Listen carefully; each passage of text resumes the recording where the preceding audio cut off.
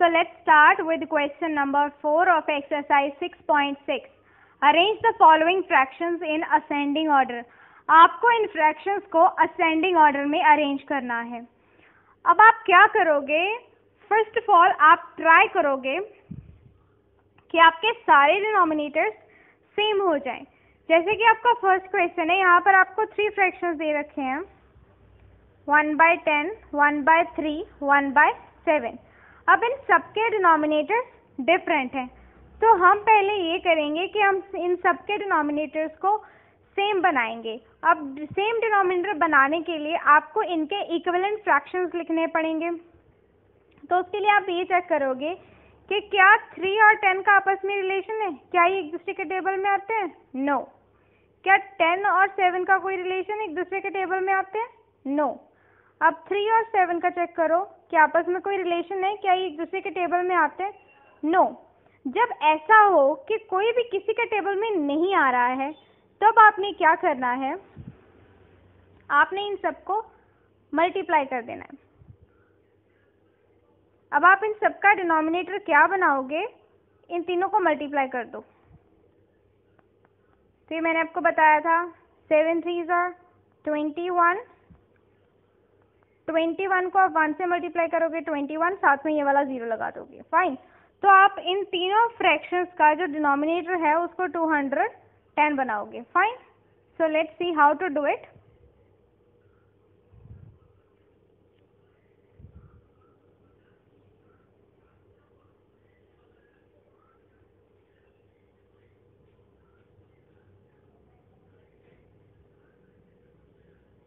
Fine.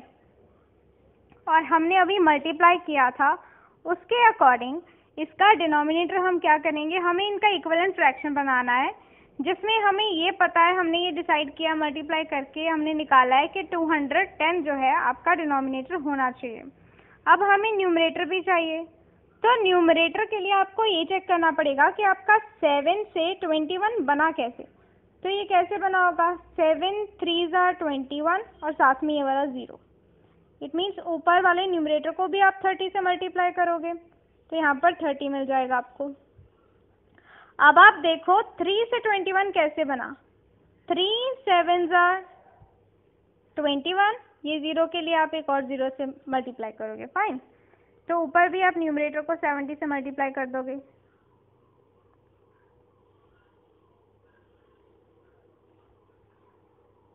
Here also multiply by 70. So 71s are 70. Fine.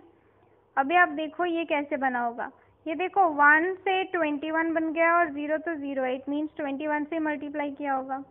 1 को भी आप 21 से मल्टीप्लाई कर दोगे तो ये आपका 21 आ जाएगा। फाइन। अभी आपके ये इक्विवेलेंट फ्रैक्शंस आ गए हैं। अब आप क्या करो, आपको इनको अरेंज करना था असेंडिंग ऑर्डर में। फाइन। असेंडिंग ऑर्डर क्या होता है? From smaller to bigger. Fine. तो सबसे स्मॉलेस्ट नंबर कौन सा है यहाँ पर? क्योंकि इनके डिनोमिनेटर सेम है, तो आप डायरेक्टली न्यूमरेटर से कंपेयर कर सकते हो। तो सबसे स्मॉलेस्ट कौन सा है इनमें? दैट इज 21 वाला फ्रैक्शन। फाइन। जिसमें न्यूमरेटर, तो ये फर्स्ट नंबर पे आएगा। इससे बिगर कौन है? 30, तो ये सेकेंड नंबर पे आएगा।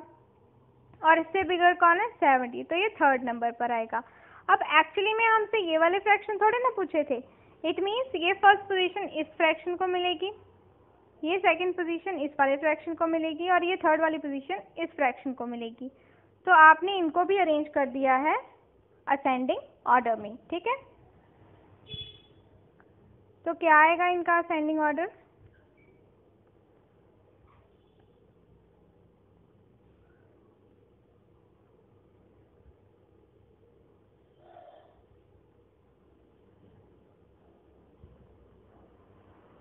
ये देखो, हमने इसको बनाया था, ठीक है, ये वाला फ्रैक्शन आपका फर्स्ट आ रहा था, बट एक्चुअली में ये पूछा नहीं था आपसे, तो आपने इसके कॉरेस्पॉन्डिंग देखा कि किस फ्रैक्शन को आपने ये बनाया। ठीक है, उसके अकॉर्डिंग आपने इनको अरेंज कर देना है।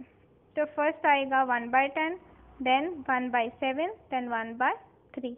This is the required ascending order. Fine. Next we have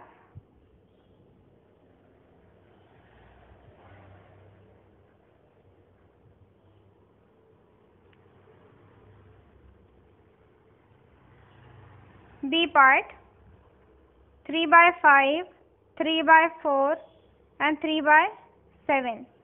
same concept आप यहाँ पर लगाओगे। 5, 4 के टेबल में आपस में कोई रिलेशन नहीं है।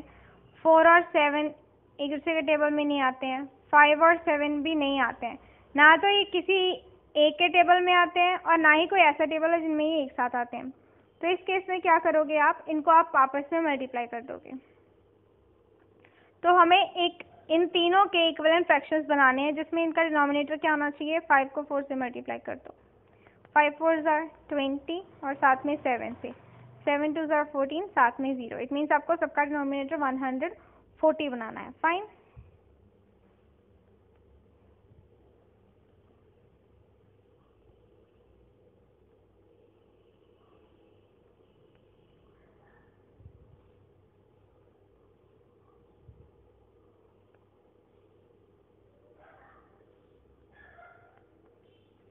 और हमें सबका डिनोमिनेटर 140 लिखना है।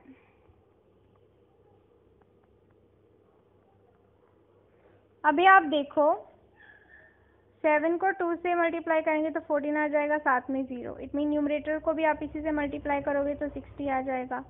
अब 4 से 140 कैसे बना होगा, ये कुछ मल्टीप्लाई करके बना होगा, तो आप डिवाइड करके चेक कर लो।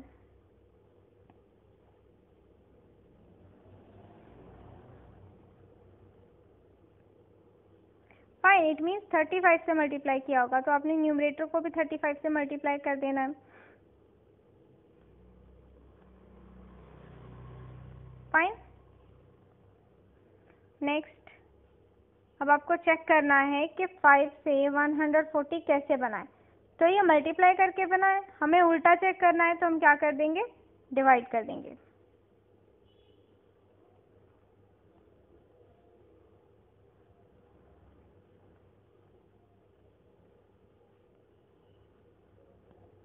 इट मीन्स 28 से मल्टीप्लाई किया होगा, तो आपने न्यूमरेटर को भी 28 से मल्टीप्लाई कर देना है। आपको एक डिनोमिनेटर से पता चल जाएगा कि आपको न्यूमरेटर को किससे मल्टीप्लाई करना है।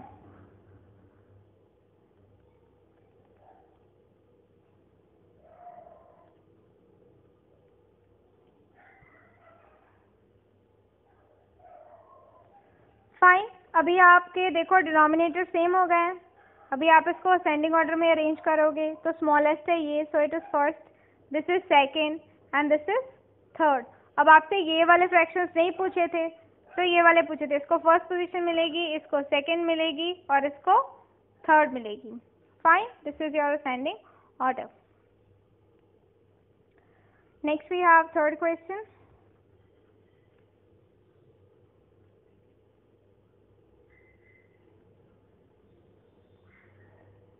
सी पार्ट में फ्रैक्शंस क्या है, 2/7, 3/16, 2/5। ये देखो एक दूसरे के टेबल में नहीं आ रहे हैं। फाइन, तो अब आप क्या करोगे, फिर से आप इनको क्या कर दोगे, मल्टीप्लाई कर दोगे। इट मीन्स आपको अभी इक्विवेलेंट फ्रैक्शन बनाने हैं तीनों के, जिसमें तीनों के डिनोमिनेटर क्या होगा, 7 को 16 से मल्टीप्लाई कर दो 5 से। अभी 7 और 5 को करोगे 35 आएगा और 16 से इसको मल्टीप्लाई कर देंगे।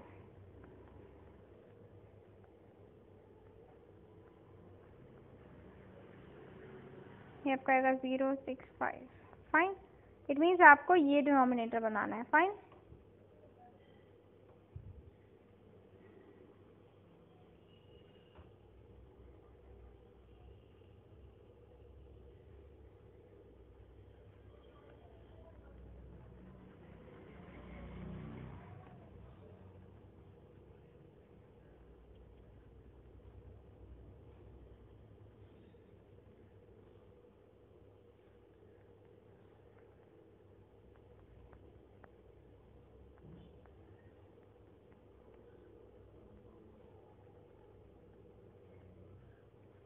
तो देखो ये कैसे बनेगा, 7 8 are 56 और ये 0 है तो 80 से।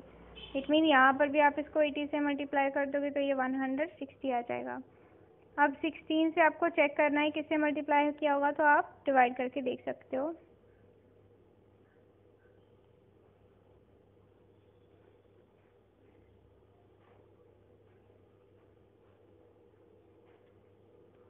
इट इट मीन्स 35 से मल्टीप्लाई किया होगा, तो आप न्यूमरेटर को भी 35 से कर दो।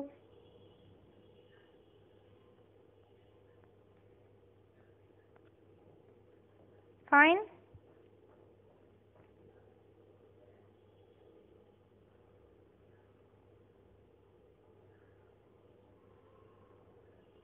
नेक्स्ट, अब इसको किससे मल्टीप्लाई किया होगा? सेम आप डिवाइड करके चेक कर लो।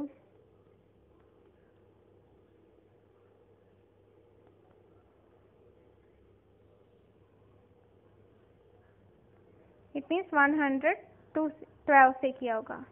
सेम आपने 112 से इधर मल्टीप्लाई कर देना है, तो आपको ये आंसर मिल जाएगा। फाइन। अभी ये आपके लिए बहुत इजी हो गया है। डिनोमिनेटर सबके सेम है, तो आपको सिर्फ न्यूमरेटर चेक करने हैं।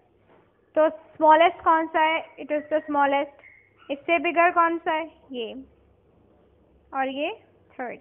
अब आपसे ये फ्रैक्शन नहीं पूछे थे, आपने इक्विवेलेंट फ्रैक्शन बनाए थे अपनी कन्वीनियंस के लिए, ताकि आप इजीली डिनोमिनेटर्स इक्वेट करके फिर न्यूमरेटर्स को कंपेयर कर सको। तो ये फर्स्ट हो जाएगा, ये सेकंड हो जाएगा, और ये थर्ड हो जाएगा। Fine. Next we have D part.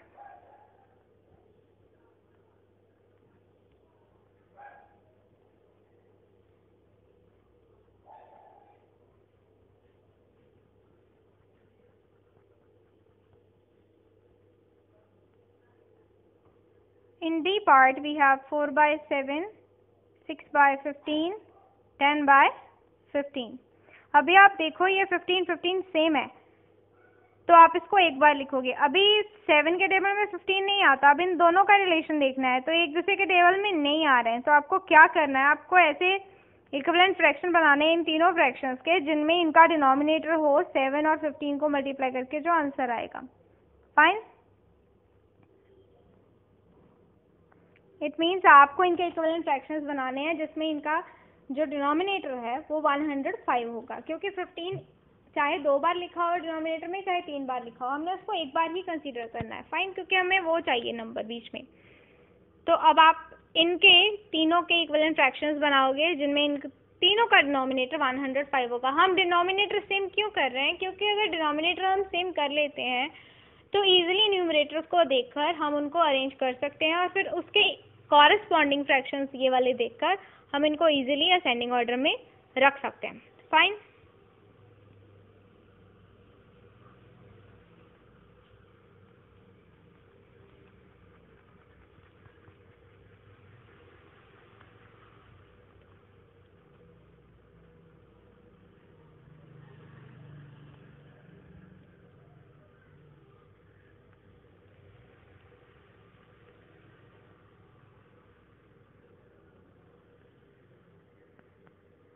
अभी आपको इक्विवेलेंट फ्रैक्शन में डिनोमिनेटर चाहिए 105। वो हमने देख लिया है कि हमें डिनोमिनेटर चाहिए 105, उसके अकॉर्डिंगली हम न्यूमरेटर भी लिखेंगे। अभी देखो आपने क्या किया था, 7 को 15 से मल्टीप्लाई करके 105 आया था। इट मीन यहाँ पर 7 को किससे मल्टीप्लाई किया होगा? 15 से, तो आप न्यूमरेटर को भी 15 से करोगे। फाइन। 60। सिमिलरली देखो 15 को किससे मल्टीप्लाई करके 105 आ रहा है? 7 से, तो 7 से मल्टीप्लाई कर दो। और 15 को किससे मल्टीप्लाई करके 105 आ रहा है? 7 से, तो यहाँ पर भी आप 7 से न्यूमरेटर को मल्टीप्लाई कर दोगे 17। नाउ आपको इनको अरेंज करना है असेंडिंग ऑर्डर में। असेंडिंग मीन्स आप फ्रॉम स्मॉलर टू बिगर, तो स्मॉलेस्ट पहले चूज करोगे, वो ये है, उससे ये, and the greatest is this one. Fine. तो अब आपसे क्वेश्चन में तो ये वाले फ्रैक्शंस नहीं पूछे थे, आपसे तो ये पूछे थे, तो आप इसके कॉरेस्पॉन्डिंग इधर लिख दो। फर्स्ट पे ये आएगा, सेकेंड नंबर पे ये आएगा, और थर्ड पे ये आएगा। Fine. Next we have descending order. Same proceed करेंगे हम वे में। First we have to make the denominators equal of all the fractions. So fifth question is descending order. Fine. A part is 2 by 7, 3 by 14 and 4 by 5. अभी आप देखो 7 के table में 14 आता है, यस। 14 के टेबल में 5 आता है, नो। 7 के टेबल में 5 आता है, नो। तो आपको देखो यहाँ पर यस आया है ना 7 और 14 में, तो आपने क्या कर लेना है, जो बड़ा वाला नंबर है आपने वो सिलेक्ट कर लेना है, ठीक है। अब हमें इनके भी इक्वलेंट फ्रैक्शंस बनाने पड़ेंगे इनके डिनोमिनेटर इक्वल करने के लिए, क्योंकि यहाँ पर इक्वल है नहीं। तो अब आप जब डिनोमिनेटर लिखोगे, डिनोमिनेटर क्या चूज करना है, अगर तो ये आ रहा है ना एक दूसरे के टेबल में, तो आपको 14 चूज कर लेना है, और ये जो 5 जो किसी के साथ नहीं जा रहा था उसको भी मल्टीप्लाई कर देना है, ठीक है। तो ये आपको डिनोमिनेटर बनाना है आपके इक्विवेलेंट फ्रैक्शन में से, फाइन।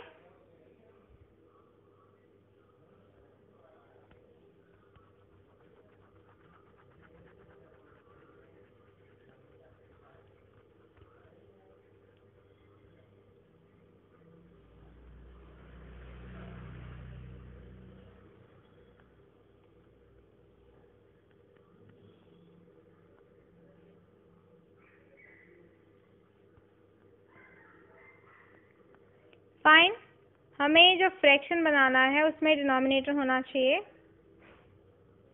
70। तो देखो कैसे आया था 70, 14 को 5 से मल्टीप्लाई करके, फाइन। तो आप क्या करोगे, 7 से 70 कैसे बनेगा, 10 से मल्टीप्लाई करके। आप न्यूमरेटर को भी 10 से मल्टीप्लाई कर दो तो आपको 20 मिल जाएगा। नेक्स्ट 14 से देखो, 14 को किससे मल्टीप्लाई किया था, 5 से। इट मीन्स आपको न्यूमरेटर को भी 5 से मल्टीप्लाई करना है, तो 15 आ जाएगा। डिनोमिनेटर 5 को किससे मल्टीप्लाई किया था, 14 से, तभी आपको 70 मिला था। तो 14 से करेंगे और इधर भी हम 14 से करेंगे, फाइन। अभी आपको अरेंज करना है डिसेंडिंग ऑर्डर में। डिसेंडिंग इट मीन्स पहले आप ग्रेटेस्ट चूज करोगे, फिर आप स्मॉलेस्ट तक जाओगे। तो ग्रेटेस्ट कौन सा है, ये ग्रेटेस्ट है। इससे स्मॉलर कौन है, ये है। और स्मॉलेस्ट कौन सा है, ये वाला। अब आपसे क्वेश्चन में ये वाले फ्रैक्शंस तो नहीं पूछे थे, तो आप इनके इक्विवेलेंट फ्रैक्शंस में आंसर करोगे जो आपसे क्वेश्चन में पूछे हुए थे। तो फर्स्ट इसको मिलेगा, सेकंड इसको मिलेगा, और थर्ड पोजीशन इसको मिलेगा, फाइन।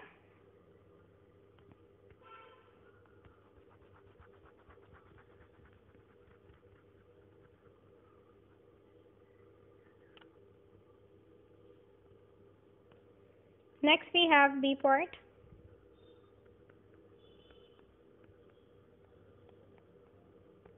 अभी ये देखो बहुत इजी है। 8 के टेबल में 18 के टेबल में 36 आता है और 18 के टेबल में 36 आता है। तो अब हम क्या करेंगे, ये वाले 36 को हम कुछ नहीं करेंगे, ये वाले 18 को हम 36 बना लेंगे, फाइन। इट मीन्स अभी हमको इसका डिनोमिनेटर बनाना है 36। तो 18 2 सा 36 होता है, 6 को भी 2 से करेंगे तो 12 आ जाएगा। इट मीन्स अभी हम क्या लिख सकते हैं,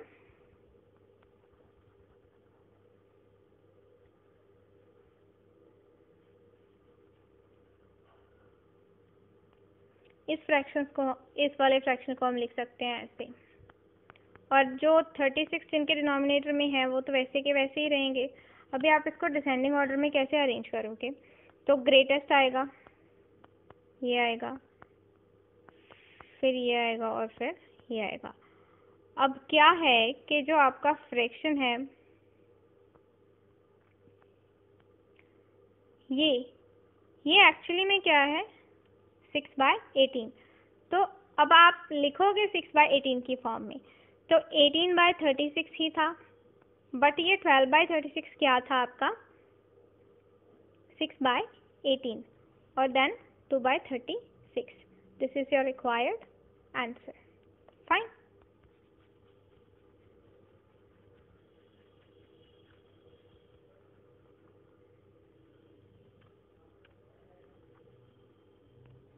next we have C part.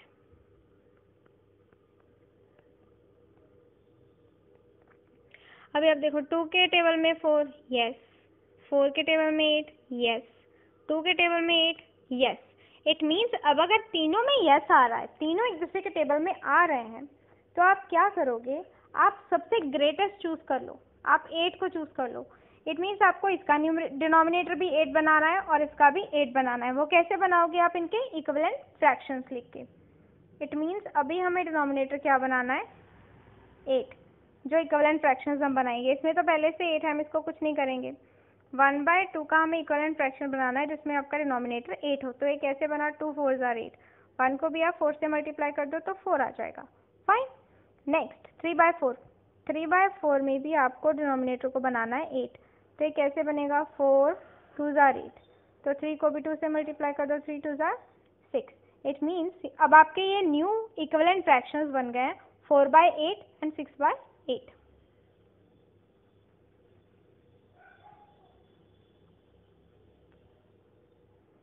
Four by eight and 6/8 ये इनके इक्विवेलेंट फ्रैक्शंस हैं। फाइन, ये इसका इक्विवेलेंट फ्रैक्शन है और ये इसका इक्विवेलेंट फ्रैक्शंस है। हमने क्यों बनाया है ये इक्विवेलेंट फ्रैक्शंस, ताकि हम उनका डिनोमिनेटर सेम बना सकें और फिर हम इजीली न्यूमरेटर्स को देखकर कंपैरिजन कर सकें। अब आप इनको डिसेंडिंग ऑर्डर में अरेंज करोगे तो पहले कौन सा आएगा, ग्रेटेस्ट, वो ये है। देन इससे स्मॉलर है 5/8, देन 4/8। अब एक्चुअली में 6/8 कहाँ से आया था, 3/4 से, तो हम एक्चुअल वाला लिखेंगे 3/4। और 5/8 एक्चुअली में 5/8 ही था। और 6/8 कहाँ से आया है, ये आया है 1/2 से, तो एक्चुअली में ये 1/2 था। So this is your answer. Fine.